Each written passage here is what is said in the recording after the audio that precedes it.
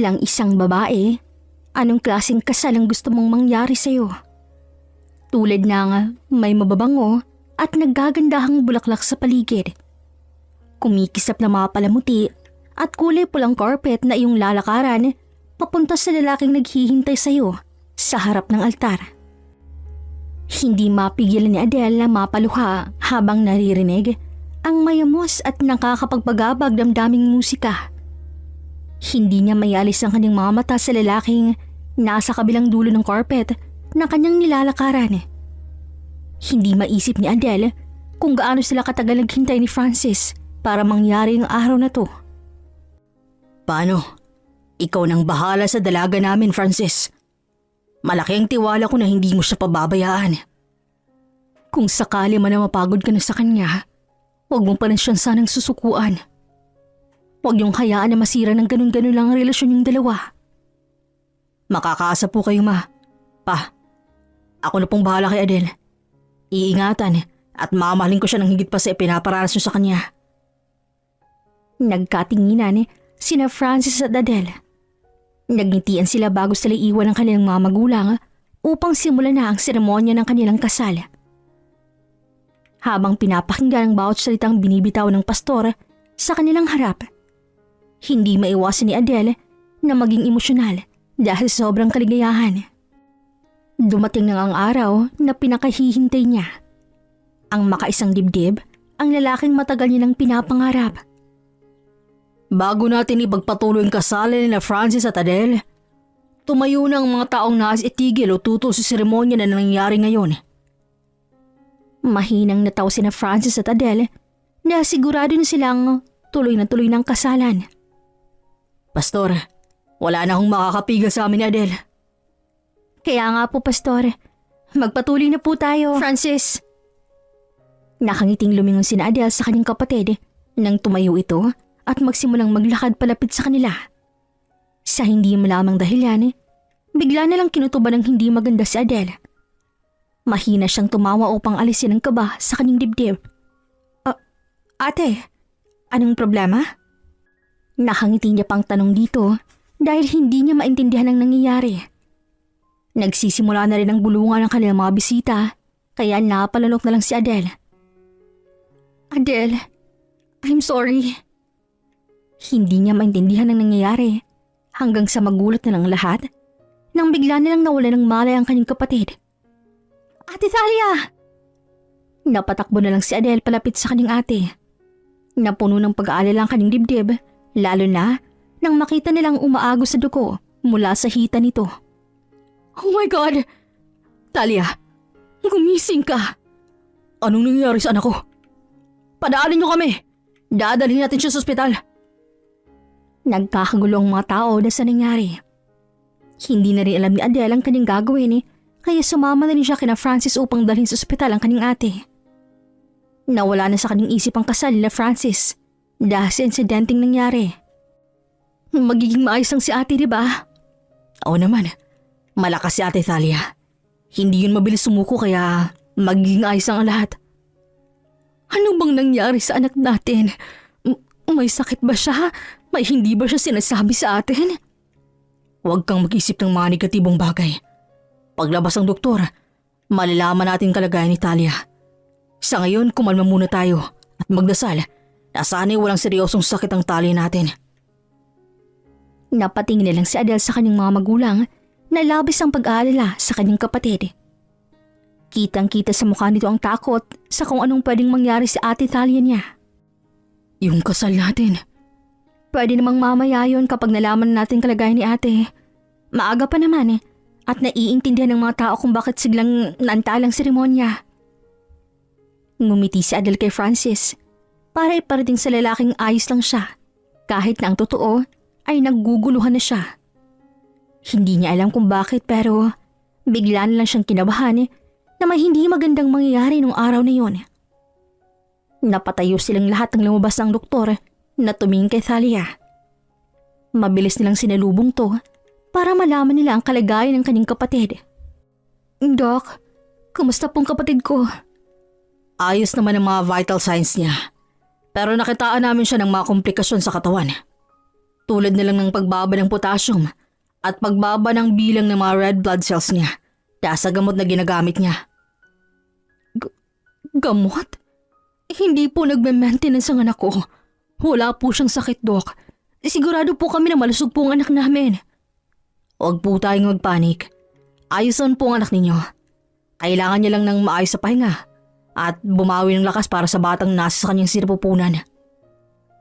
Katahimikan ang namayanay sa kanilang paligid nang dahil sa sinabing balita ng doktor na nasa kanilang harapan. Hindi alam ni Adele kung ano ang kanyang magiging reaksyon dahil sa nalaman. Natulala na lang siya at napaupo sa sahig. Kahit ni minsan kasi ay hindi nagpakilala ng nobyo o kahit na sinong lalaki ang kanyang ate. Kaya imposibleng mabuntis ito nang ganun na lang. Edgardo, ang anak natin! Magiging maayos silang lahat. Hintayin natin siyang magising saka natin natanongin si Italia tungkol sa bagay na to. Adele, are you okay? Napatingin si Adele sa lalaki. Ilang segundo na itong tinitigan hanggang sa mapaiwas na ito ng tingin. Francis, did I do something wrong? May nagawa ba akong mali para mangyaring lahat ng to sa amin? It's not your fault, Adele. Wala kang kasalanan. Baka naman may boyfriend na si Ate Talia at hindi lang nasasabi sa inyo dahil nahihiya siya. Hindi maggagawa ni ate yun. Kilala ko siya at alam kong kapag may problema siya, sa akin agad siya lalapit. Napahigbi na lang si Adele dahil pakiramdam niya ay napakawalang kwenta niyang kapatid. Hindi man lang niya nagawang protektahan ng kanyang Ate Talia mula sa ganung bagay. Pakiramdam niya ay nagkulang siya sa pagiging kapatid. Shh! Huwag ka nang umiyak. Hindi mo naman kasalanan. Talia, are you okay? Anong masakit sa'yo? Meron ka bang nararamdaman na kung ano sa katawan mo? Gusto mo bang tuwawag ako ng doktor? Mabilis na napatayo si Adele para lapitan ng kanyang kapatid na gising na. Ate, ayos ka na? May masakit ba sa'yo? Nanginginig ang kamay ni Adele nang abutin niya ang kamay ng kanyang kapatid. Talia, magsalita ka para alam namin kung anong gagawin. Sorry. Ani Talia habang nakatingin sa kanya. Napalunok si Adele at tipid na napangiti. Ayos lang yun ate, may susunod pa naman. Pwede pa naman namang ituloy ni Francis ang kasalan sa ibang pagkakataon. I'm sorry for ruining your special day. Huwag mo masyadong isipin ang bagay na yun, Talia. Ang mahalaga ngayon, ang kalusugan mo at ang batang nasa tiyan mo. Tungkol sa bagay na yan, kailan mo pa alam na buntis ka? Pa? Nanggilid na lang ang luha sa mga mata ng kapatid niya. Nag-aalala si Adele dahil nakikita niya rin ang takot sa mga mata nito habang nakatingin sa kanilang mga magulang. Pa, I'm sorry. Hindi ko po sinasadya. That's okay, Talia. Magiging maayos din ang lahat. Magpahinga ka muna. Kaya nagkakaganyan ng anak natin dahil masyado mong kinukonsinti. Kung nababantayan mo ng mabuti si Talia, hindi sana mangyayari ang bagay na to. Pa, why are you blaming me? Sino ba sa atin ang sobrang higpit sa anak natin, ha? Kaya siya nagkakaganito dahil sa sobrang higpit mo. Palagi mo kasing pinagbibigyan, kaya masyado nagiging malaya. Tingnan mong nangyari. Sira na ang buhay ng anak natin. This is not my fault. Pwede bang tumahimik muna kayong dalawa? Kung magsisihan kayo, mas mabuti kung lumabas muna kayong dalawa. Dahil hindi kayo nakakatulong sa kalagayan ni Ate Talia. Hindi naiwasan ni Adele na magtaas ng boses dahil sa kanyang emosyon. Masyado siyang nadadala dahil sa kanyang naririnig.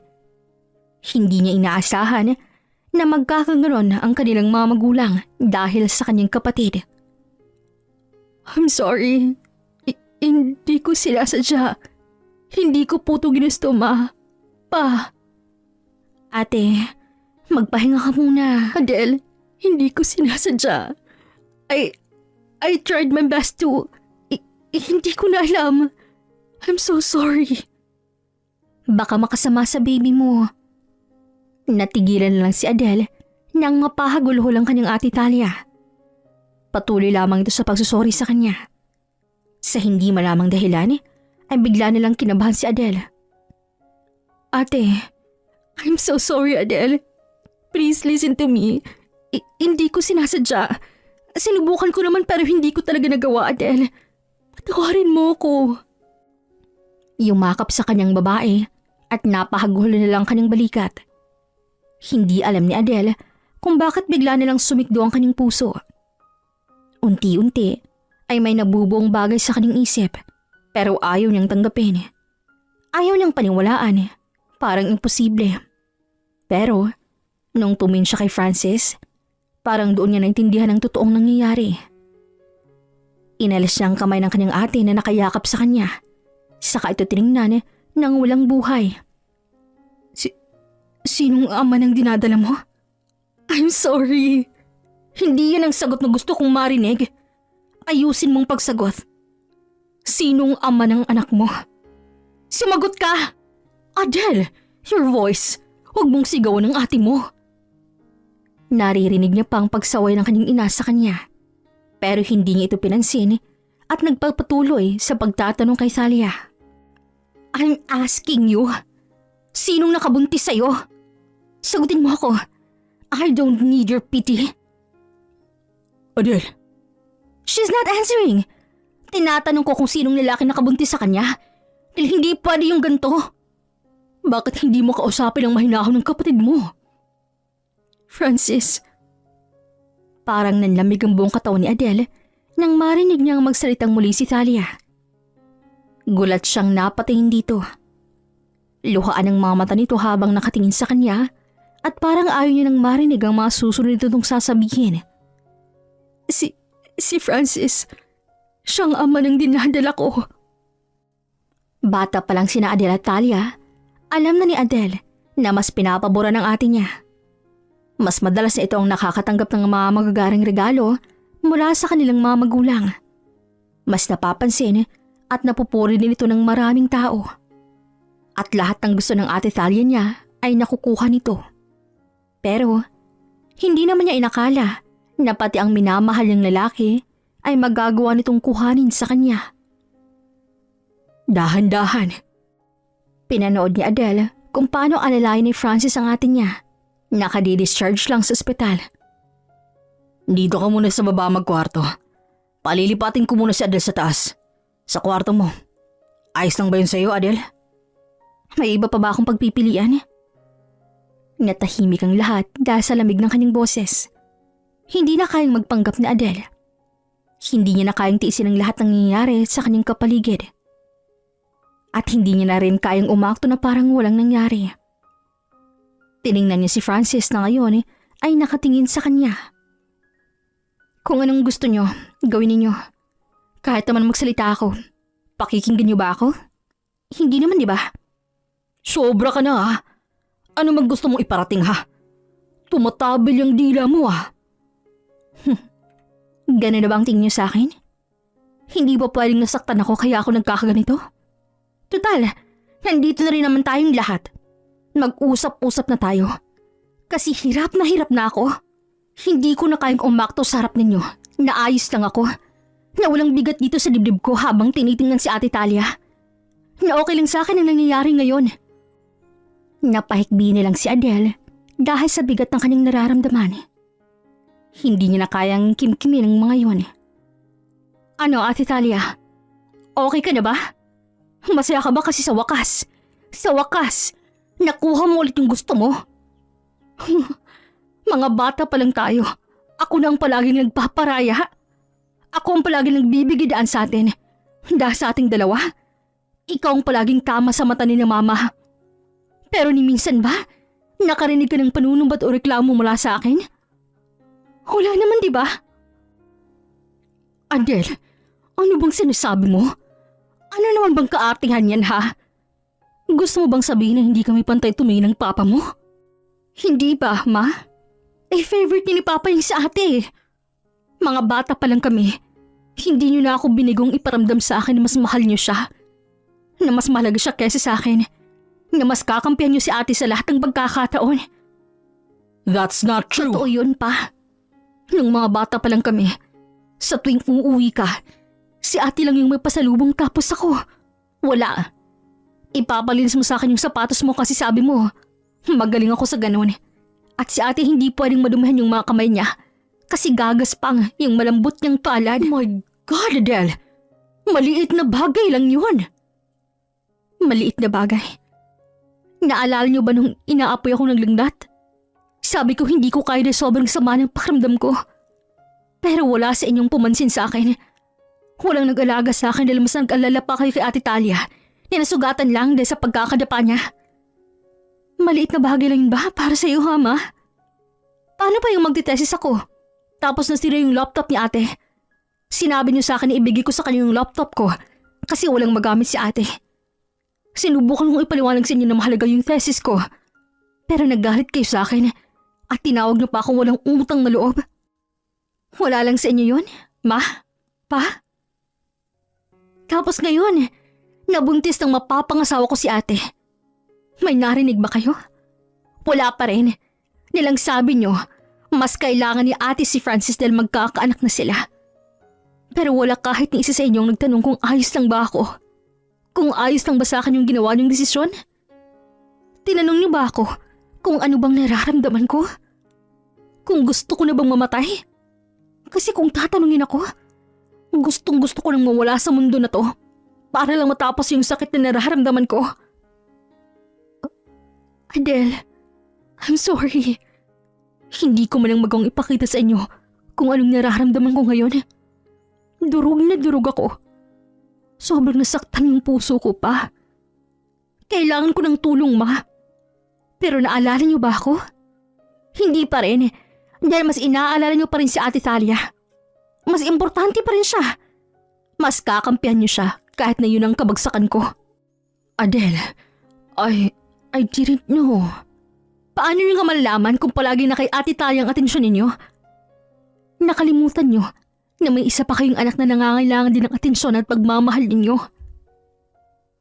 Natahimik ang buong bahay. Tanging mabigat na pakigbilang ni Adele ang narinig habang nakatingin sa kanya ang mga tao sa kanyang harap. Sa nangyari ngayon, para niyo na rin akong hinakawan ng pangarap at buhay. Alam niyo kung gaano ko kamahal si Francis. Pero wala na. Lahat ng mga pangarap ko kasama siya, naglaho na dahil sa nangyari. Para akong nahulog sa madilim na kawalan at wala man lang akong magawang makapitan. Hindi ko magawang humingi ng tulong sa inyo dahil naunin niyo na akong talikuran. Kaya simula ngayon, wala na akong kapatid. Wala na akong nobyo. Ako na lang at ang sarili ko. Bibigyan ko naman ng pagmamahal yung sarili ko kasi masyado niyo na akong inuubos eh. Ngayong araw na to, magkalimutan na tayo. Dahil yun naman talagang pinaparamdam niyo sa akin eh. Nawala lang ako sa bahay na to. Hangin lang ako sa paningin ninyo. At para bang matagal na ako namatay sa isip ninyo. Sa huling pagkakataon, magpaparaya ulit ako. Pero hindi ibig sabihin nun, mapapatawad ko kayo. Nanginginig ang mga tuhod ni Adele na naglakad siya palabas sa kanilang bahay. Ramdam niyang mabigat na titig ng mga kasama niya, pero kahit na isa sa mga to, ay hindi niya nagtinapunan pa ng tingin. Nagpatuloy lamang siya sa paglalakad.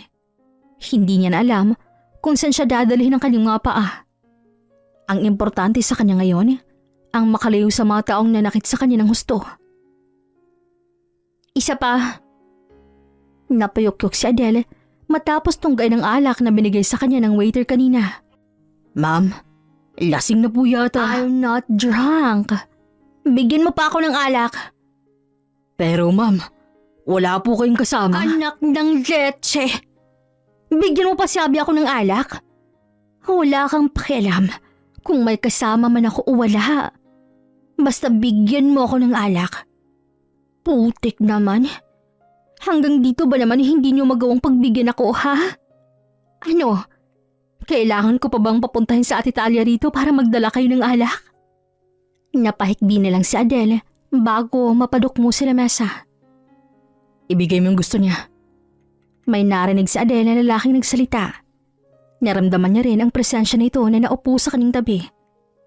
Kahit na nahihilo na, sinikap niyang tingnan kung sino ang taong yon. Sino ka ha? Pati ba ikaw ay ayaw sa akin? Si Ate Talia rin bang gusto mo? Ay, bakit ba lahat kayo gustong kapatid ko? Ano bang mali sa akin at hindi niyo ako magawang panigan, ha? Hindi ko kilalang sinasabi mo. Tsaka, bakit ko naman papanigan ng isang tao kung hindi ko pa naririnig ang kwento mo?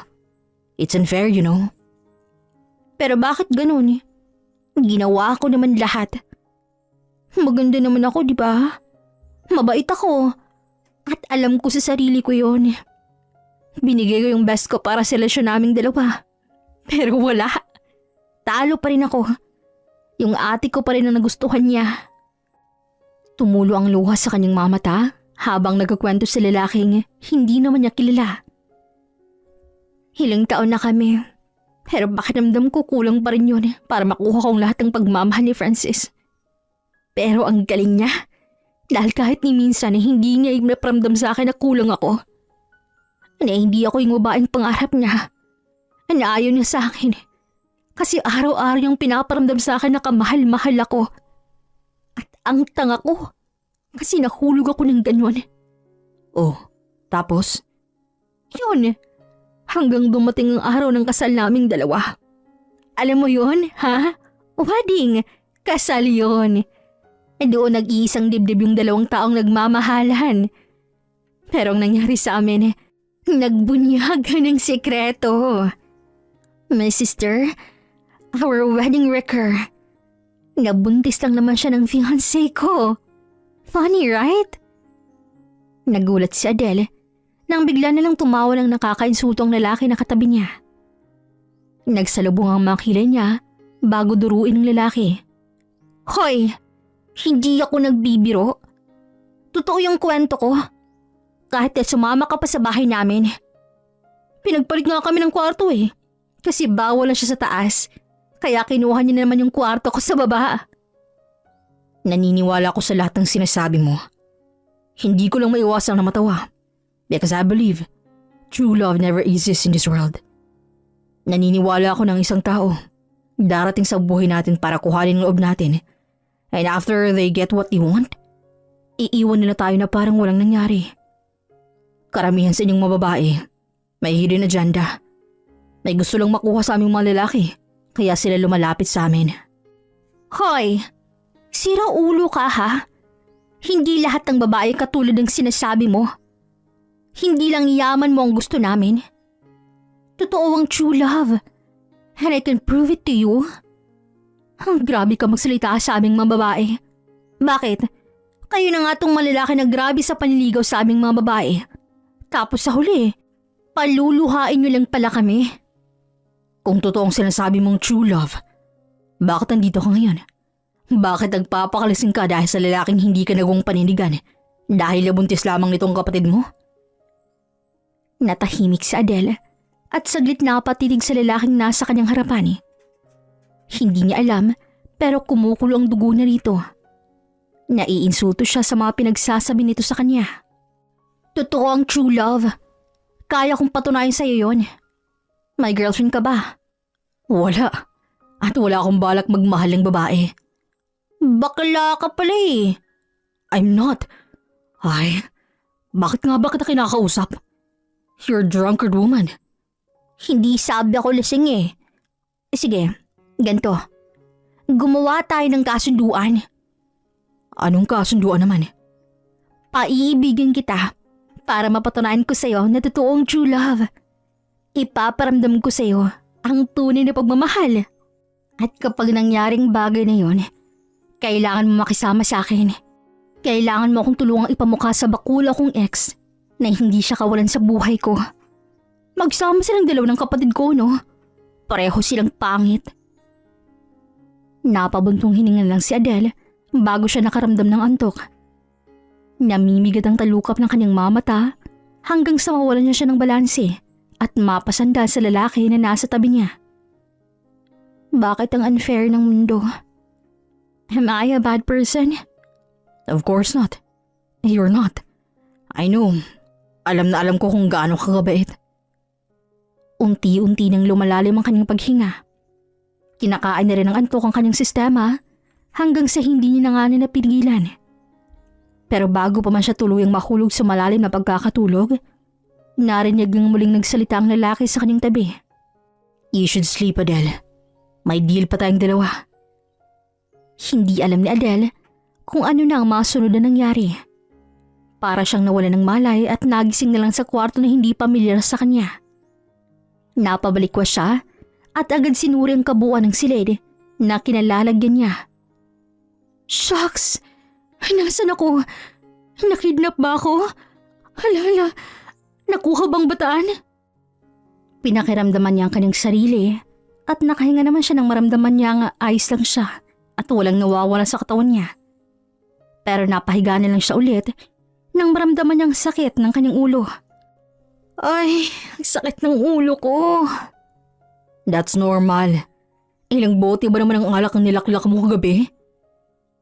Muli ni namang napabangon si Adele nang may magsalita sa kanyang tabi. Ganoon na lamang pagkagulat niya nang may makita siyang lalaking prenteng nagbabasa ng libro sa kanyang tabi. Ah! Sino ka? You should know me. And please, don't scream. Nagbabasa ako rito. Anong ginagawa mo rito? Tsaka bakit tayo magkatabi sa isang kama ha? Pinagsamantalahan mo ba ako? In your dreams. Nauubos ang pasensyang isinara ng lalaking hawak nitong libro, saka siya tiningnan. Okay, fine. First of all, kwarto ko to, kaya ako andito. Pangalawa, iisa lang ang kama ko. Ayoko matulog sa sofa. Ano yun? Ikaw sa kama ko tapos ako na may-ari ay sa sofa matutulog? Ayos ka pala eh. At sa huli, hindi ako interesado sa katawan mo. Napayakap na lang sa kanyang sarili si Adele. Hindi mo talaga ako kinalaw? Dang. Kahit na magpunta pa tayo sa doktor ngayon, baka malaman mo pa na may heart disease ka. Halos magpakamatay ka na kagabi habang nagkwento tungkol sa love life mo. Nagkwento ako sa'yo? Nakalimutan mo na agad kung paano ka maglumpas sa isang bar na niloko ka ng fiancé mo? Nagbasag ka rin ng mga alak at isang lamesa at upuan ng nasira mo dahil sa sobrang kalasingan mo? Napahawak na lang sa kanyang bibig si Adele dahil sa gulat sa mga naririnig. Hindi niya inakala na may ganun palang nangyari kagabi dahil sa sobrang kalasingan niya. Oh my God! Anong kahihiyan ang nagawa ko? Uto-uto ka pala. Hindi totoong lahat ng sinabi ko, no? Nakakatawa ka? Leche!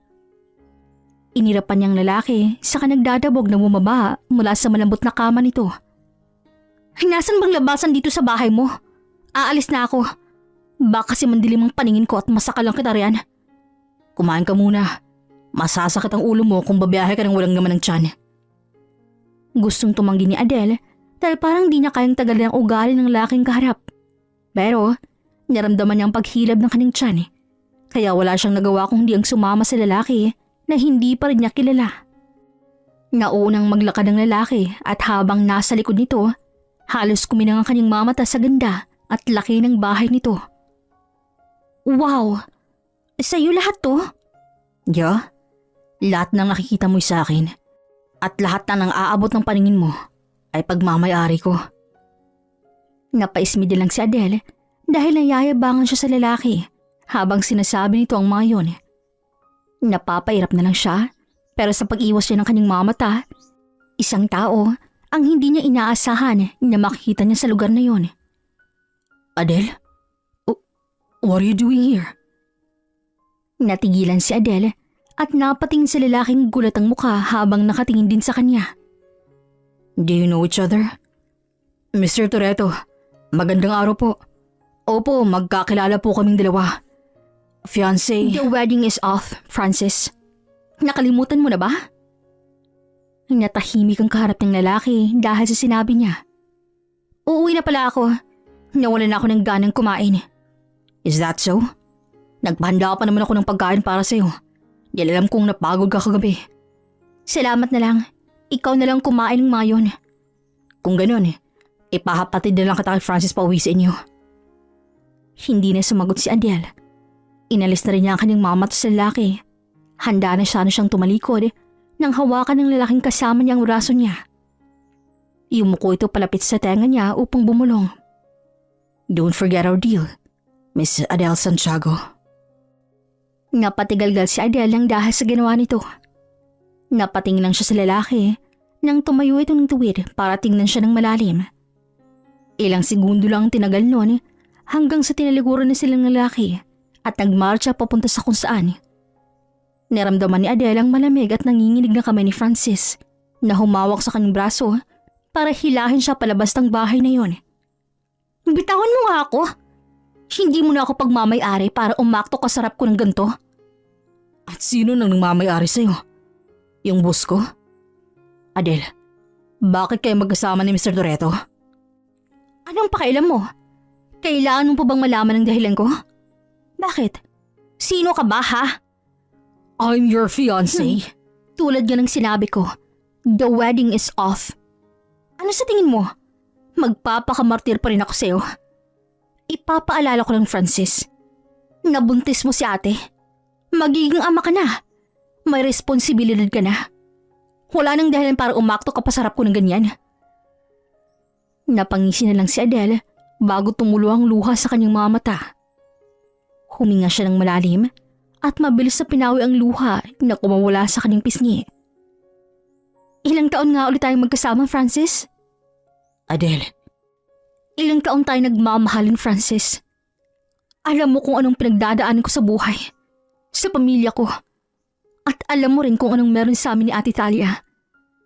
Alam mo lahat ng nangyari sa buhay ko, pero bakit dumating pa rin tayo sa ganitong sitwasyon? I love you so much, Francis. Mahal na mahal kita.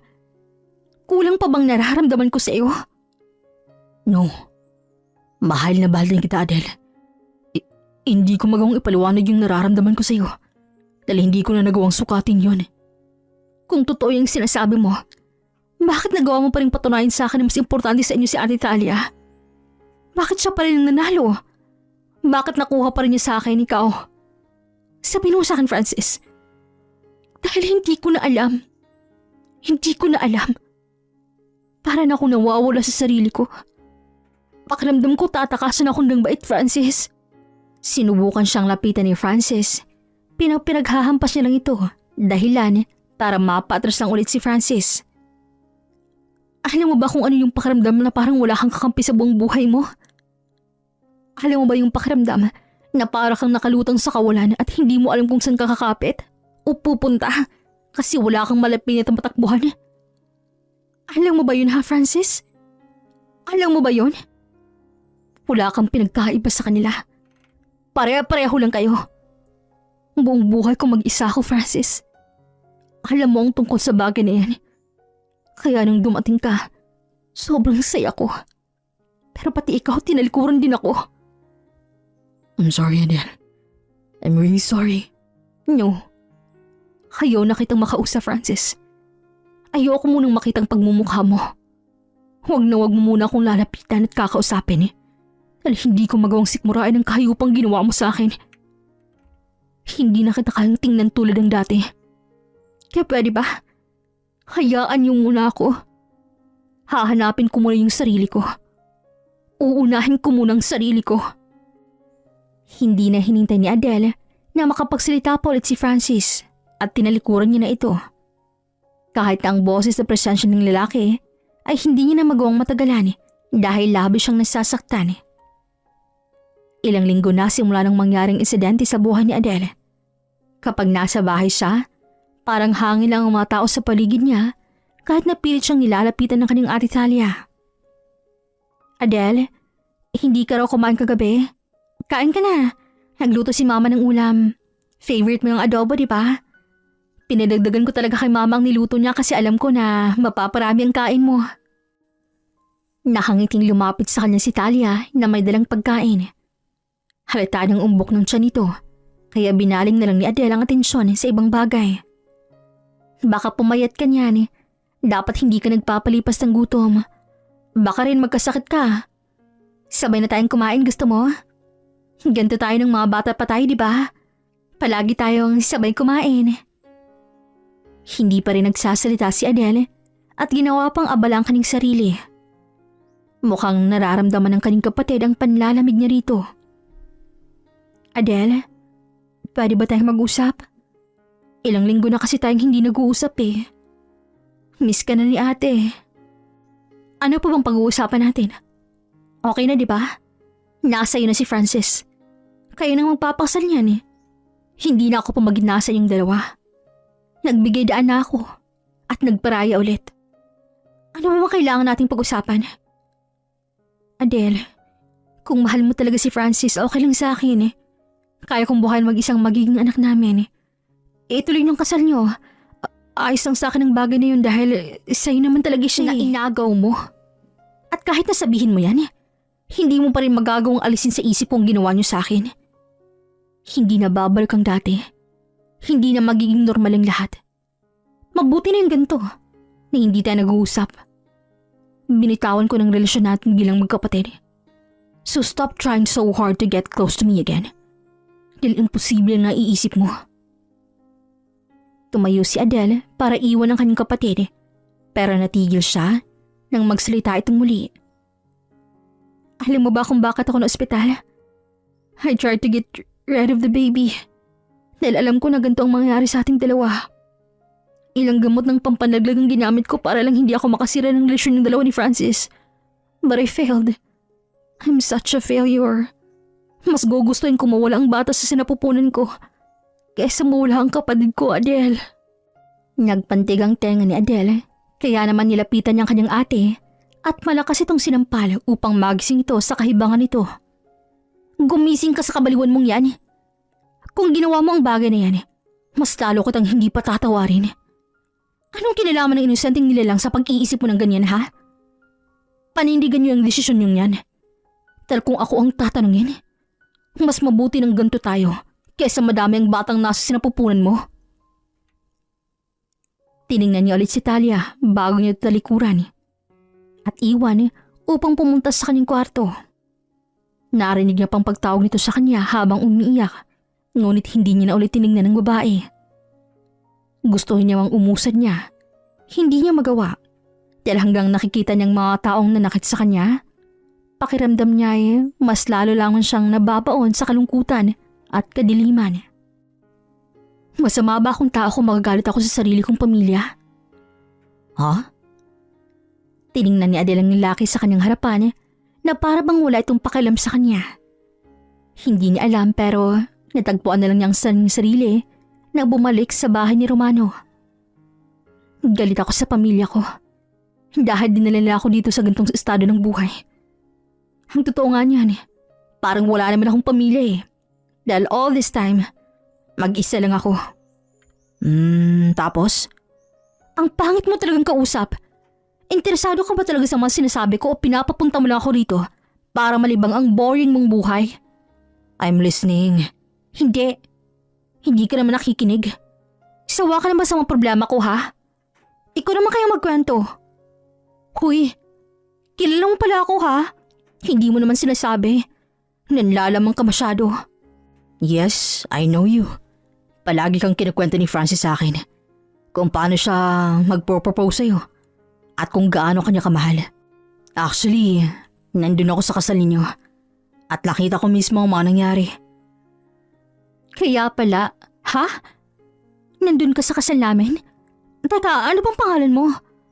Wala ka naman sa listahan ng mga imbitado tapos pumunta ka. Sa unang pagkakataon, ay narinig ni Adele na tumawang kaharap ng lalaki. Ngayon lang ito tumawa sa ilang beses nilang pagkikita, kaya hindi niya naiwasang humanga dahil ang gwapo nitong tumawa. Paano mo nagawang kalimutan ng isang tulad ko? But, let me introduce myself. I'm Romano Toretto, and you have to make me fall in love with you, Adele Santiago. Diyos ko po, magagawa ko kaya? Bato na yatang nasa loob ng dibdib mo hindi na puso. That's the deal. Kailangan mong palambutin yun. Ay, paano ba kita paiibigin, Romano Toretto? Nangalumbaba si Adele sa harap ni Romano at tinitigan ng lalaki. Hindi naman siya lugi rito. Gwapo ito at mayaman. Ang problema nga lang, para itong bato na may buhay. Walang emosyon ng mga mata at malamig ang pakikitungo sa kanya. Dapat alam mo yun. Dahil ikaw may gusto nito, di ba? Kung hahalikan ba kita, iibigin mo na ako? Anong sa tingin mong meron sa mga labi mo para mapaibig mo ako? Why don't you try? Nang hahamong tanong ni Romano sa kanya.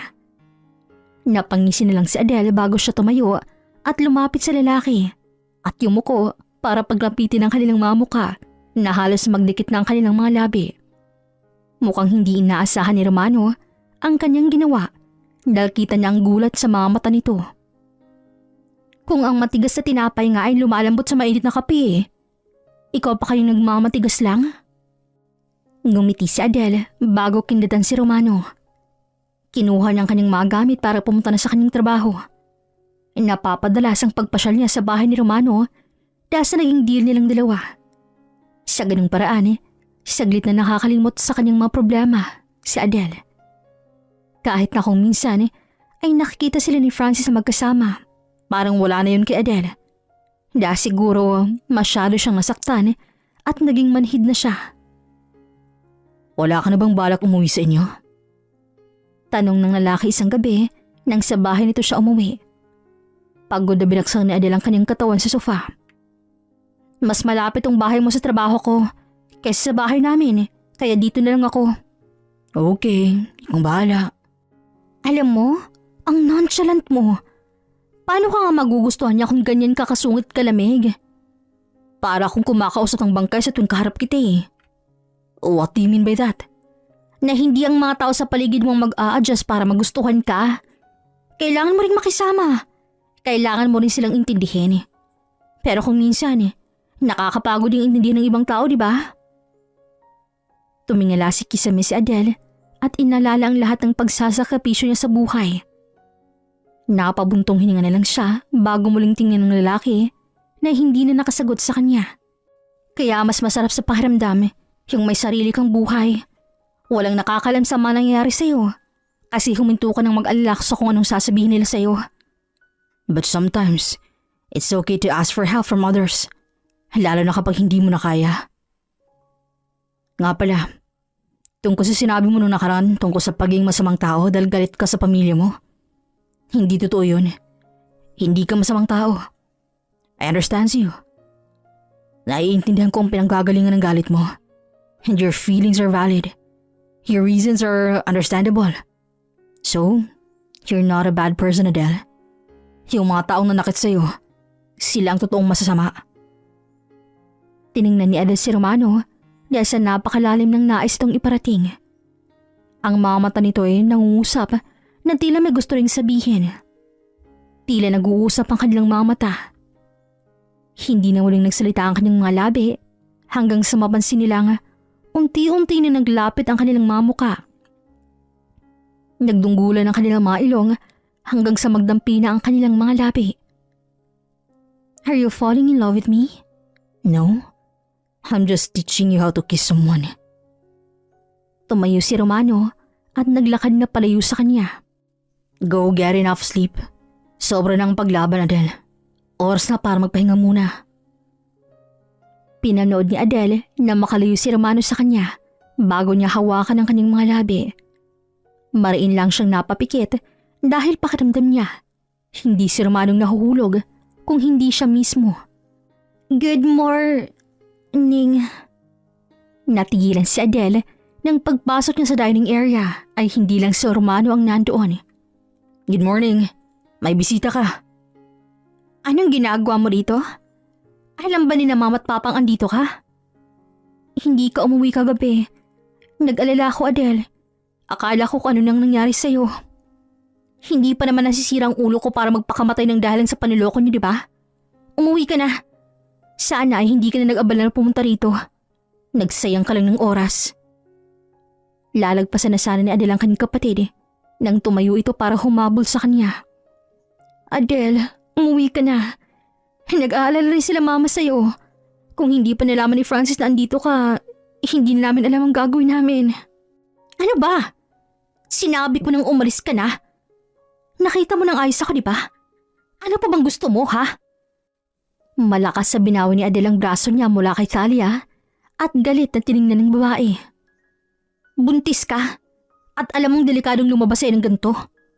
Umuwi ka na. At sabihin mo kina mama na hindi na nila kailangang mag-alala sa akin dahil ayos lang ako. Matagal ko nang kinayang mag-isa. Adele, sorry. Sorry talaga sa nangyari. Alam kong galit ka pa rin sa nangyari pero patawarin mo na ako, Adele. Pakiramdam ko kasi minumulto na ako ng konsensya ko. Sa araw-araw nakikita kitang nahihirapan. Gusto ko tang yakapin at humingi ng tao ng paulit-ulit. Wala nang magagawa yung sorry mo. Kahit na anong gawin mo, hindi mawawalang sugat dito sa puso ko. Gusto mo mapatawad kita? Umalis ka na sa harap ko. At huwag na ulit magpapakita sa akin kahit na kailan. Simula sa araw na to, hindi na ako uuwi sa bahay natin para mabigyan ko kayo ng personal space ni Francis. Kasi nakakahiya naman kung nandun ako sa bahay. Baka naiilang kayang maglambingan sa harap ko. Hindi ganun yun, Adele. Kung may kailangang umalis ako yun at hindi ikaw. Dahil kahit na kailan naman, hindi ako nagawang mahalin ni Francis. Isang gabing pagkakamali na naman ang nangyari sa amin Dahil lasing na lasing kaming dalawa. Isang gabi lang. Isa, dalawa, o maraming beses niyo pang ginawa ang bagay na yun. Sinira niyo pa rin ang buhay ko. At hindi niyo mababago ang bagay na yun kaya umalis ka na. Hindi kita kailangan dahil kaya ko mag-isa. Ikaw, hindi. Kahit na kailan ay hindi mo magagawang gawin ang mga ginagawa ko. Yan ang gusto mo'y nakukuha mo. Susunod pa sana si Talia nang napasigaw ito. Alesto ang napatingin si Adele nang marinig ang pagsigaw ng kanyang ate. Ganoon na lamang ang gulat niya nang makita niyang umagos na dugo mula sa hita ni Talia. Anong nangyayari sa'yo? Umiinom ka pa rin ba ng pampanlaglag ha? Nataranta si Adele at hindi alam ang gagawin. Hindi niya mahawakan si Talia dahil sa takot na baka may mangyaring masama rito. Baka sa mukha ni Talia ang iniinda nitong sakit na nararamdaman. Mga pasaway. Tumayo si Romano at itong bumuhat sa kanyang kapatid para isakay sa kotse at dalhin sa ospital. Balisat hindi alam ni Adele ang dapat niyang gawin habang hinihintay na lumabas ang doktor ni Talia. This is my fault. Wala ka namang ginawang masama. Hindi mo kasalanan ang nangyari. Sinabihan na pala siyang masela ng pagbubuntis niya pero hindi pa rin siya nakinig. No. Hindi mo kasalanan. Adele! Napatiyo si Adele nang marinig niya ang galit na boses ng kanyang ina. Tumayo siya para salubungin ng ginang. Ma! Naputol ang pagsasalita ni Adele nang isang malakas na sampal ang sinalubong ng kanyang ina sa kanya. Ang tigas mo talaga. Hindi ka na naawa sa kapatid mo. Sana inisip mong kalagayan niya bago ka mag-inarte ng ganyan. Masyado kang makasarili. Wala kang utang na loob. Sutil ka. Itong tatandaan mo. Huwag na huwag ka nang magpapakita sa amin na iintindihan mo. Huwag na huwag ka nang babalik sa bahay namin na walang lugar ang mga tulad mong walang puso sa pamamahay ko. Wala akong anak na masama. Napahikbi na lang si Adele dahil sa mga salitang natanggap mula sa ina. Hindi niya na nagawang magsalita at napatakbo na lang siya paalis sa lugar na yon. Adele! Naririnig ang paghabol ni Francis sa kanya pero hindi niya ito nililingon. Adele, sandali lang. Mag-usap tayong dalawa. Ano? Susumbatan mo rin ba ako? Masama rin ba ako sa paningin mo? Magagalit ka rin dahil sa nangyari kay ate? No. Alam kong mga nangyari. Naniniwala ako na hindi mo magagawang ilagay sa panganib ang ate mo. Putik naman, Francis. Bakit sunod-sunod na kamalasan ang nangyayari sa akin? Kakambal ko na ba talagang kamalasan? Of course not. Hindi ikaw ang may mali rito, kundi ang mga tao sa paligid mo. Naramdaman ni Adele na may yumakap sa kanya mula sa likod. Sa amoy pa lang ng pabango, kilala na agad niya kung sino yon. Does it hurt? Yung sampal ng mama mo, masakit ba? Romano. Pinalayas ka nila, kaya sa akin ka na. Sa bahay ko na ikaw titira. At wala nang pwedeng manggulo sa iyo ron. Poprotektahan na kita mula sa kanila. Mr. Toretto, and you, Mr. Francis Villanueva, you're fired. Hindi ka na magtatrabaho sa akin. Po? Pero, Mr. Toretto, wala akong ibang trabaho kung di Kung tatagalin mo ako, buntis si Thalia. Kailangan namin ng pera. I don't care. Kung hindi magiging komportable si Adele kung nasa paligid ka, kailangan mong umalis sa bahay ko. Kabadong lumingon si Francis sa kanya nang hihingi ng tulong, pero hindi niya rin alam ang kanyang gagawin. Adele, do something. Hindi ako pwedeng mawala ng trabaho. Kailangan namin ng pera ng ating mo. Hindi si Adele ang magdedesisyon dito. That's my final decision.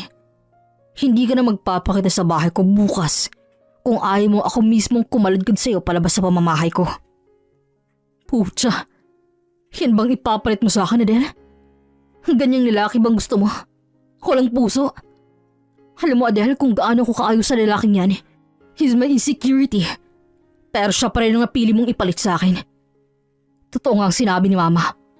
Wala kang puso. Bago pa man matapos si Francis ang sinasabi nito, malakas na sinuntok ni Romano sa mukha ang lalaki. Dahilan para bumagsak ito sa lupa. Wala kang karapatang kausapin ng ganyan si Adele sa harap ko. Sa oras na guluhin ulit siya, I swear, ako nang makakalaban ninyo. At kapag nangyari ang bagay na yun, sisiguraduhin kong buhay pa kayo pero masusunog ng kaluluwa niyo sa impyerno. Masyadong nagulat sa mga nangyari si Adele at natagpuan na lang niya ang sarili na nagpapatangay sa hawak ni Romano sa kanya.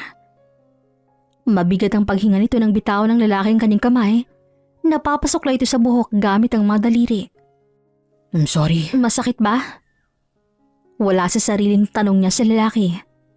Gulat itong napatingin sa kanya. Masakit ba yung pagkakasuntok mo kay Francis? Maingat nang kinuha ang kamay ni Romano para tingnan ang likod nito. Napahikbi na lang siya nang makita niyang may sugat ang kamay nito. Nagkasugat ka pa talaga ng dahil sa akin. Dapat hindi mo nalang ginawa yun para hindi ka na nasaktan. Shh! Mas pipiliin kong ako na lang. Huwag lang ikaw masaktan. Niyakap siya ni Romano at doon na ilabas ni Adele ang lahat ng sakit at paghihirap na matagal niya nang dinadala. Napahagulo na lang siya nang maalala niya kung gaano kadaya ang mundo sa kanya. Ang pamilya niya, ang taong minahal niya. Lahat na ng taong dumating sa buhay niya. Pakiramdam niya ngayon lang siya nakahanap ng kakampi. Do you want to eat something? Tanging iling lang ang naisagot ni Adele habang nagmamaneho si Romano patungo sa bahay nito. Sa bahay na tayo. Doon ka natitira mula ngayon. Nakakahiya. Nahiya ka pa? Sa tagal mo nang umuwi sa bahay ko ngayon ka lang nahiya? Romano, bihiro lang. Huwag ka nang mahiya. Para mapadali rin ang pagtatrabaho mo. Malay mo, dahil doon mapaibig mo na ako. Okay, ikaw bahala. Okay na ba? Tipid na tangong sinagot ni Adele sa lalaking kausap niya. Mukhang naramdaman nito ang pagiging tahimik niya hanggang sa marinig niya ang mabigat nitong paghinga. Fine. Mukhang hindi naman tayo nalalayo ng sitwasyon. Tulad mo, tinalikuran din ako ng mga taong akala ko unang iintindi sa akin kapag nadapa ako. But I was wrong. Sila pang unang nahusga at piniling talikuran ako. Ikakasal na rin sana ako. Nasarap na ako ng altar pero hindi dumating yung bride ko. Saklap, diba? We've been for almost 7 years. At nagtapos lang yon sa isang araw na hindi ko alam kung anong dahilan. Kung tutusin, mas makakaya mong dalhin ang nangyari sa'yo kumpara sa akin eh. Dahil ikaw, nandyan si Francis. Nalaman mo yung dahilan niya. Alam mo kung anong magiging problema. Kumpara sa akin na iniwan sa kawalan at blankong lugar. Nawala yung bride ko nang walang kahit anong salita. At hanggang ngayon, wala akong balita sa kanya. Funny, right? At ang malala pa ron, nawala ang lahat sa akin. Yung yaman na pinaghirapan ko, lahat yun, nalimas kasama siya. Kaya ba hindi ka naniniwala sa true love? Yes. At saka, huwag mo akong kaawaan. It's been 3 years. Are you falling in love with me? Natigilan ang lalaki at napatingin saglit sa kanya. Muli nitong binaliksada ng paningin bago niya marinig ang mahina nitong pagtawa. Maybe. Lihim na lang na napangiti si Adele na sa kabila ng mahirap ng laban, sa wakas ay nakahanap na siya ng taong naiintindihan ng nararamdaman niya. Ang lalaking nakikita niyang makakasama niya hanggang sa kanyang pagtanda. Hindi lahat ng tao ay matatanggap tayo sa kung sino tayo. Hindi lahat ay maiintindihan tayo. At hindi palaging may taong nandyan upang samahan tayo sa oras ng pakiramdam natin nag-iisa tayo. Minsan kahit anong gawin natin, maging mabait tayo, pagbigyan ng lahat ng gusto nila, at maging magparaya. Hindi pa rin sapat yun upang makita at marinig ka nila. Magiging kontrabida pa rin tayo sa sarili nilang kwento at palaging nasa atin ang sisi. Kaya nga, mas piliin mo mabuhay sa sarili mo kagustuhan. Hindi mo nakakailanganin ng opinyon ng iba upang makagawa ka ng hakbang paabante sa napili mong daan. You're good at cooking. Bakit hindi mo ko pinagluluto nitong mga nakarang araw? Ay, nagtanong ka ba? Tsaka mas sarili kang cook. Lubayin mo ako, Romano. Ganyan ka ba kapag naging asawa na tayo? Ano? Dati ka bang takas sa mental, ha? Tumawa si Romano bago magsimulang kumain. Napapansin ni Adele, nitong mga nakarang araw, napapadalas ang pangiti at pagtawa ni Romano. Nararamdaman niya rin ang sweetness nito. At ang pinakamalala ay ang pagbanat nito sa kanya ng kung ano-anong kinakagulat niya talaga. Ang sakit ng katawan ko. Gusto mo bang masahihin kita? Marunong ka? Special skills ko yata yun. Dapa. Ha? Bakit mo ko pinapadapa? May bala kang masama, no? Sabi ko sa'yo, matulog ka rin minsan para hindi ka nagmumukhang timang sa harap ko. Napapailing na lang ang lalaki. Nahihiya naman siyang dumapa para masimulan ang pagmamasahe sa kanya. Ilang buwan na rin siyang nakatira sa bahay ni Romano at masasabi ni Adele na mas lalo niya pang nakikilala ang lalaki at hindi niya maitanggi ang kabaitang taglay nito na hindi niya inaakalang meron pala si Romano. Kumusta ng pakiramdam mo? Masarap. Ang ibig kong sabihin, ang galing mong magmasahe. That's not what I mean. I'm asking about Francis and your sister. Malapit na siyang manganak, diba? Ilang buwan na rin. Hindi ka na ba nila ginugulo? Yung mga magulang mo, hindi ka na rin ba nila ineestorbo? Simula nung nangyari kay Ate Talia, hindi na ulit ako nagkaroon ng kahit na anong koneksyon sa kanila. Hindi na kami ulit nagkita ni Francis. Hindi na ulit ako kinontak ni na mama. Hindi ko alam kung dapat ko bang ikatuwa yun o ano. Pero alam mo yun, parang gumaan yung pakiramdam ko. Parang may naalis sa bigat sa dibdib ko at puso. Nagagawa ko yun na yung mga bagay na hindi ko nagagawa noon. At salamat ng marami dahil nandyan ka. Kung hindi dahil sa'yo, hindi ko magagawa lahat ng yun. Hindi mo naman kailangan magpasalamat sa akin, Adele. Nagawa mo yun dahil matapang at malakas ka. Dapat mong pasalamatan yung sarili mo dahil nagawa mong makaya hanggang dito. Hindi ka sumuko. Hindi ka bumitaw. Hindi ka nanatili sa nakaraan mo. Kaya deserve mo yung mga bagay na nangyari sa'yo ngayon. At sana magpatuloy ka pa sa pag-abante mo. At hindi ko magagawang umabante nang hindi ka kasama, Romano. Masyado ng malaking papel mo sa buhay ko at pakiramdam ko, hindi ako makukumpleto nang wala ka, Romano. Sa ating dalawa, akong talunan dahil imbis na ikaw, akong nahulog sa'yo. I'm in love with you, Romano Toretto. Nakita ni Adele kung paano bumalate ang gulat sa mukha ni Romano dahil sa sinabi niya. Hindi niya tuloy maiwasang matawa dahil tila hindi inaasahan ng lalaki ang pag-amin niya rito. Ganyan ka ba talaga sa lahat ng babaeng umaamin sa'yo? No, naunahan mo ako eh. I was about to confess my feelings to you pero hindi ka talaga nagpatalo. Tell me, are you falling in love with me, Mr. Toretto? I'm so in love with you, Miss Adele Santiago. At handa akong samahan ka sa lahat ng laban mo sa buhay. Hindi kita iiwan. Simula nung makilala ni Adele si Francis, naramdaman niya na may kasama na siya sa kanyang buhay. Pero nang makilala niya si Romano, naramdaman niya nga may kakampi na siya at alam niyang pangmatagalan na yun. Pinaramdam ng lalaki na handa nitong saluhin ang lahat ng paghihirap at kalungkutan niya. Good morning, wifey. Wifey ang putik. Live-in tayo para hindi tayo kasal, no? Maupo ka na riyan at baka ikaw ang igis ako rito. Wild ka talaga. Akala ko sa Subukan mong ituloy yung sinasabi mo. Papasuon ko yung bunganga mo. Naramdam ni Adele ang pag-init ng kaning pisngi dahil kay Romano. Alam ng maloko ang lalaki, pero hindi niya pa rin matanggap ang pagiging balasubas itong magsalita. What's our breakfast today? Carbonara with strawberry pancake. Again? Parang kahapon. Ganyan din ang almusal natin ah.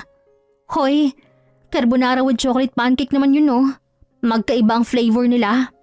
Ganun pa rin yun. Toppings ang iniiba mo sa pancake eh. Aba, nagre-reklamo ka? Siya, gumawa ka ng sarili mong almusal. No. Gusto ko yung niluluto mo. Sige na, maupo ka na rito sa tabi ko. Ang init-init ng ulo mo. Inalalayan siyang makaupo ni Romano. Pero napapairap na lang siya dahil sa inis. Hindi niya alam kung bakit ang init ng ulo niya, samantalang maganda naman ang gising niya kaninang umaga. May problema ba? Wala.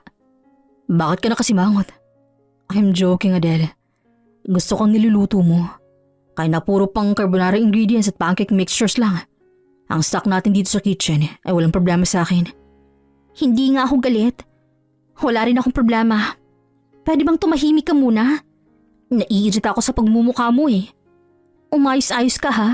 Baka banatan kita dyan. What the? Inirapan niyang lalaki. Tatayo na sana siya para iwan ng ito sa dining area nang bigla na lang tumunog ang kanyang cellphone. Hello? Adele, si Francis to. Gusto ko lang sabihin na nanganak ng ate mo pero... Sa hindi malamang dahilan ay bigla na lang kinabahan si Adele. Napahawak na lang siya sa lamesa habang hinihintay ang sunod na sasabihin ni Francis sa kabilang linya. Who's that? Wala nang buhay na lumabas ang anak namin sa tiyan niya. Oh my God. Napatigagal si Adele at napahawak sa kanyang bibig. Bumilis ang kanyang paghinga dahil sa sobrang pagkabigla. Adele? Adele? Adele? Naririnig ni Adele ang pagtawag ni Romano sa kanyang pangalan. Pero hindi niya na nagawa pang tingnan ito dahil bigla na lang nandilim ang kanyang paningin. Adele, wake up. Unti-unting dinilat ni Adele ang kanyang paningin. Puting kisame ang bumungad sa kanya bago niya maramdaman ang mainit na palad ni Romano na nakahawak sa kanyang mga kamay. Oh God, thank you. How's your feeling? Si Ate Thalia. Magpahinga ka muna. Sarili mo munang isipin mo, Adele. Muling pinikit ni Adele ang kanyang mga mata dahil nakakaramdam pa rin siya ng pagkahilo. Gusto kong puntahan si ate. Kailangan niya ako, Romano. I know. I understand, Adele. Pero kailangan mo ring magpahinga. Kailangan mo mag-slow down dahil baka kung anong mangyari sa'yo. At sa anak nating dalawa. Natigilan si Adele sa narinig. Gulat siyang napatingin kay Romano dahil sa sinabi nito. Hindi niya masabi kung masaya o nag-aalala ba ang nakaguhit na emosyon sa mukha ng lalaki. Ulitin mo nga yung sinabi mo. You're 3 weeks pregnant, Adele. Masaya lang pagbubuntis mo. Kung magpapaka-stress ka at hindi mag-iingat, ikaw at ang batang sa sinapupunan mo ay baka malagay sa panganib. Kaya please, makinig ka sa akin. He should rest first, Adele. Naiintindihan kung gustuhan mong puntahan ng ate mo. Pero mas kailangan mong unahin ang sarili mo ngayon. Tumayo si Romano para halikan siya sa noo. Ramdam niya ang labis sa pag-alala ng lalaki sa kalagayan niya ngayon. Gustuhin niya mang puntahan at makita ang kapatid. Mas minabuti muna ni Adele na magpahinga at ikondisyon ang sarili. Hindi pa rin siya makapaniwala na dinadala niya na ang unang anak nila ni Romano. Magkahalong takot at sayang nararamdaman niya. Takot na baka kung anong mangyari sa anak niya at saya dahil magiging isang pamilya na sila. Nakausap ko si Francis. Nakaburo na raw ang anak nila. Kung gusto mo at kaya mo na, sasamahan kita papunta sa bahay ninyo. Magiging ayos lang ba ang lahat? Hanggang nasa tabi mo ako, hindi mo kailangang makaramdam ng takot. Niyaap siya ni Romano upang iparamdam sa kanya na magiging maayos lang ang lahat. Magaan ang loob ni Adele na pumayag na pumunta sa bahay nila. Alam niya nga matagal na simula nung huli niyang makita ang kanyang pamilya at hanggang ngayon, nasa puso niya pa rin ang sakit at lungkot ng nakaraan. Pero naniniwala siya na hindi nawawala ang mga yun sa kanyang dibdib kung hindi niya magagawang magpatawad. Francis, tawag niya sa lalaki nang matanaw niya ito sa labas pa lang ng kanilang bahay. Adele, Mr. Toretto, magandang araw. Si Ate Thalia, Nasa loob. nandyan ba sina Mama? Sila Mama, matagal silang wala rito sa bahay. Iniwan nila kami sa kadahilan ng wala kaming maayos sa buhay ni Thalia. They are disappointed. Ang anak na inaakala nilang magbibigay ng magandang buhay. Gantong kinahantungan na sitwasyon. Sa narinig ay nanggilid na agad ng luha sa mga mata ni Adele. Kaya naman walang salitang naglakad siya papasok sa kanilang bahay. Sa bungad pa lang, nakita niya na ang maliit na kabaong at sa harap noon, nandoon ang kanyang kapatid na tila binagsakan ng langit at lupa. Ate, mabilis humarap si Thalia sa kanya. Naluhan lang si Adele nang makitang itsura nito. Malalim ang nangingitim na mga mata, payat at namumutla. Adele! Lumuhod si Adele para yakapin ng kapatid. Hikbi nilang dalawang pumuno sa buong sala. Walang salitang lumalabas sa kanilang mga labi, ngunit ramdam nilang isa't isa dahil sa higpit ng kanilang yakap. Kahit na kailan, hindi inaasahan ni Adele na darating sa gantong punto si Thalia. Adele, yung baby namin. Adele, I'm so sorry. Shh, ayos lang. This is my fault. Adele, this is my fault. Kung inalagaan ko lang sigurong sarili ko noon, kung hindi na lang sana ako uminom ng pambalaglag, hindi sana mangyari sa anak namin to. Kasalanan kong lahat ng to, Adele. I'm useless. Wala akong kwenta. That's not true, ate. Hindi totoong bagay na yan. Lahat ng nangyayari sa atin may rason. Baka sa ngayon hindi pa para sa inyong dalawa ni Francis. Baka gusto niyo munang ayusin yung buhay niyong dalawa ni Francis. Pero kahit na kailan, hindi naman ako minahal ni Francis. All this time, ikaw pa rin talagang laman ng puso niya. Hindi niya ako mahal, Adele. Walang pagmamahal sa pagitan naming dalawa. At alam ko na kapag nalibing ng anak naming dalawa, iiwan na rin niya ako. Magiging mag-isa na lang ako, Adele. Iiwan din ako ng lahat. Shh! Hindi mangyayari ang bagay na yan. Hindi ka iiwan ni Francis, alam ko yon. Haramdam kong mahal ka niya. Huwag ka na mag-isip ng kung ano-ano, ate. Sa ngayon, magpahinga ka muna, Ate Thalia. Kailangan mo ng lakas. Kaya sigurado akong pinapanood kayo ng anak niyo ngayon. Kailangan niyong magpakatatag ni Francis sa mga oras na to. Adele, I'm really sorry for everything. Tinitigal lang ni Adele ang kanyang kapatid. Hinayaan niyang umiyak ng umiyak si Thalia sa kanyang balikat hanggang sa makatulog ang babae. Nalaman niya na noon lang nakapagpahinga ang kanyang kapatid. Ayos ka na? Uwi na tayo? Sinalubong siya ni Romano at ang unang inalalayan nito ay ang kanyang tiyan. Wala bang masakit sa'yo? Ayos lang ako. Walang masakit sa akin, Romano. Alright, shall we go home now? Sandali lang. Saglit na bumitaw si Adele kay Romano para harapin si Francis. Francis, may huling kahilingan lang sana ako sa'yo. Ano yun? Kahit na ano. Sana huwag mong iwan si ate. Sa mga oras na to, ikaw ang pinakakailangan niya. Kayong dalawang dapat na magtulungan. Wala kayong ibang taong ibang aasahan kung hindi ang isa't isa. Huwag mo nang iparanas sa kanyang naranasan ko. Ang maging mag-isa rito sa mundo. Marahang umiti si Adele bago tingnan ng mamata ni Francis. Nakikita niya nga marami itong gustong sabihin pero tipid lang itong umiti sa katumango. Sa ganung paraan ay gumaan ang dibdib ni Adele. Naging maluwag na ang kanyang paghinga. Nakahakmang siya ng maaga patalikod sa mga ito.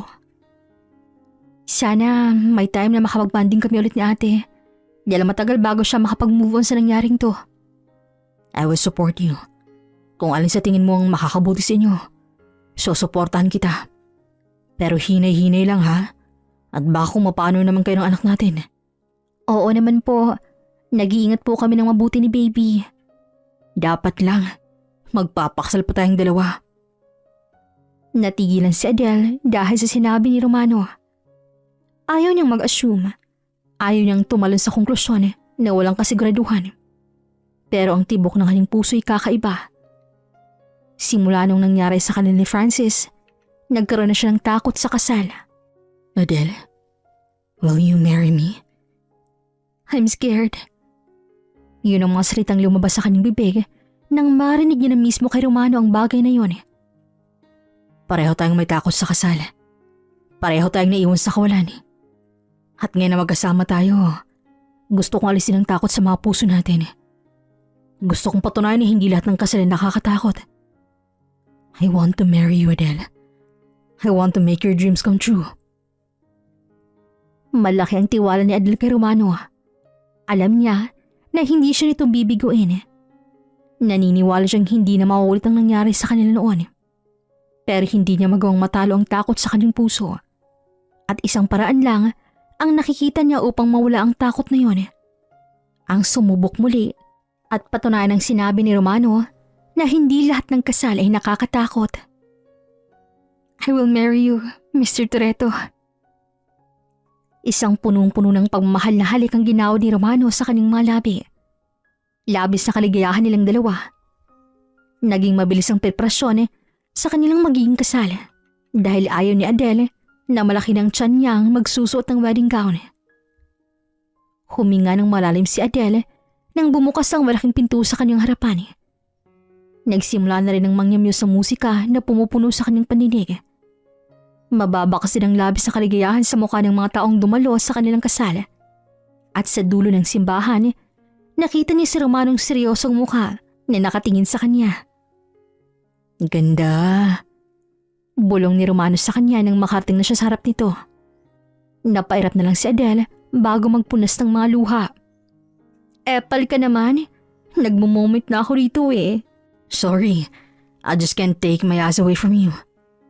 Ikaw ba talagang pakakasalan ko? Sobrang ganda mo, Adele.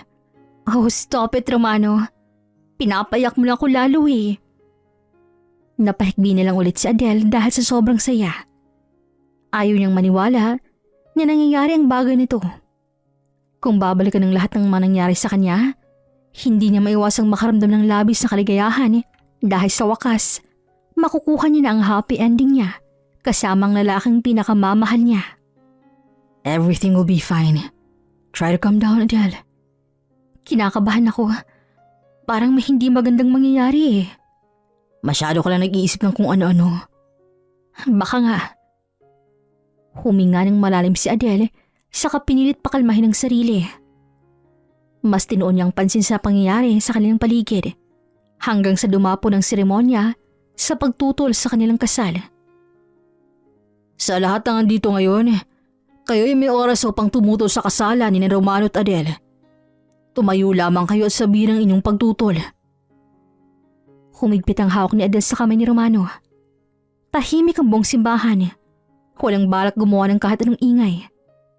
Ang akala niya ay matatapos ang lahat doon nang bigla nilang bumukas ang pinto ng simbahan.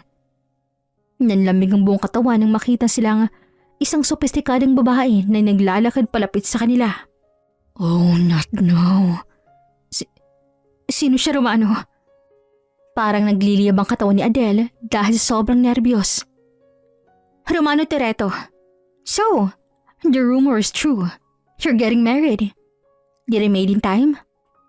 For almost 3 years. Wow!